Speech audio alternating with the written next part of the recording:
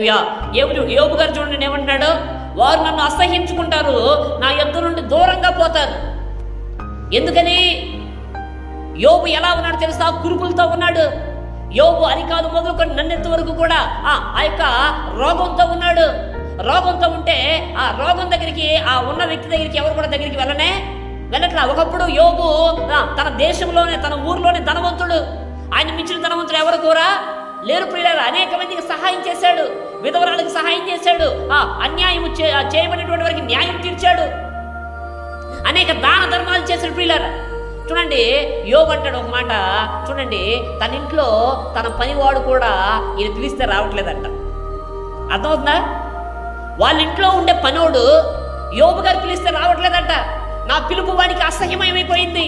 ఎందుకు? కారణం ఏంటంటే అన్ని ఉన్నప్పుడు అందరు నా దగ్గరికి వచ్చారు. తన భార్య కూడా ఏమంటుందంటే భక్తి లేదు, ఏం లేదు, చచ్చిపోతుంది భార్య. ఏమంటుందండి? వాళ్ళందరూ కూడా నాకు దూరంగా ఉన్నారు.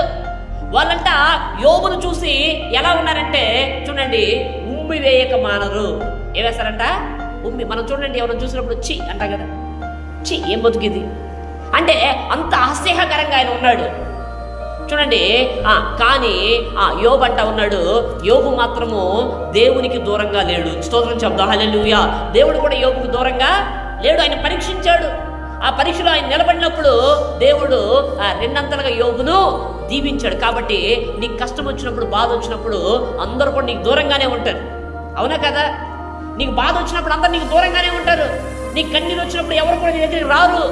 కానీ నీ గుండె వేదన అర్థం చేసుకునే దేవుడు ఎప్పుడు కూడా ఆయన నీతోనే ఉంటాడు. స్తోత్రం చెప్తాం, హల్లెలూయా. యాకోబు కూడా చూడండి పిల్లలు, తరం పడతా ఉన్నప్పుడు, యాకోబు తన అన్న ద్వారా తరం పడతా ఉన్నప్పుడు, ప్రాణాపాయంలో ఉన్నప్పుడు, గుండె బరువుతో ఉన్నప్పుడు యాకోబు ఒక స్థలం దగ్గర పడుకున్నాడు. యాకోబు దగ్గర ఎవరు కూడా లేరు. ఆయన దగ్గరికి వచ్చి సహాయం చేసేవారు ఎవరు కూడా లేరు. అందరూ కూడా దూరంగా ఉన్నారండి. కానీ యాకోబు దగ్గరికి దేవుడు వెళ్ళాడు. స్తోత్రం చెప్తాం, హల్లెలూయా. ఎవరు వెళ్ళండి? యాకోబు దగ్గరికి దేవుడు దగ్గరగా వెళ్ళాడు. యాకోబుతో అన్నాడు, నీవు పండుకొని ఉన్న ఈ స్థలాన్ని నీకు ఇస్తాను, నీకు స్వాస్థ్యంగా ఇస్తానండి దేవుడు. కాబట్టి మనం కూడా దేవునికి ఎవరు కూడా మనం దూరంగా ఉండకూడదని ప్రభు కోరుకుంటా ఉన్నాడు. స్తోత్రం చెప్తాం, హల్లెలూయా.